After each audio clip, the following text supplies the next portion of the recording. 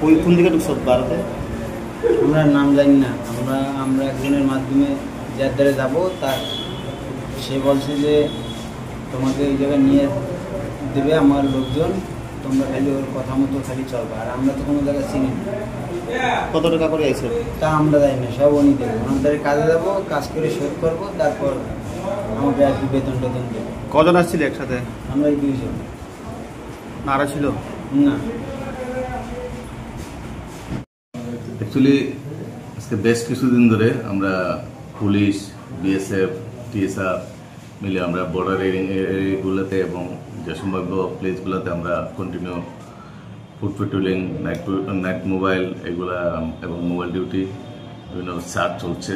এবং টাউট যে আছে এই টাউটের বাড়িগুলো আমরা ভেরিফাই করছি এবং তাদের বাড়িগুলো রেড করতেছি বেশ কিছুদিন ধরে। তো তাদের একটা অঙ্গ হিসেবে গতকাল সকাল থেকে 199 ব্যাটালিয়নের বিএসএফের হাতে 2 জন বাংলাদেশি ধরা পড়ছে এবং সেই বাংলাদেশিতে জিজ্ঞাসাবাদের পরে আমরা আরও 2 জন টাউটস ধরতে সক্ষম হয়েছে।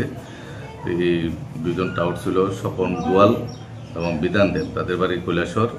এবং যে 2 জন বাংলাদেশি ধরা পড়ছে তার হলো মোহাম্মদ নূর এবং মোহাম্মদ আলামিন। তো তাদের বিরুদ্ধে আমরা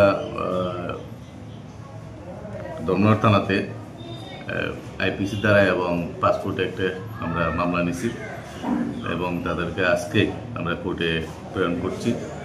তো তারা কেন ইন্ডিয়াতে আসে, কী উদ্দেশ্যে এসে তা বেশি করার জন্য আমরা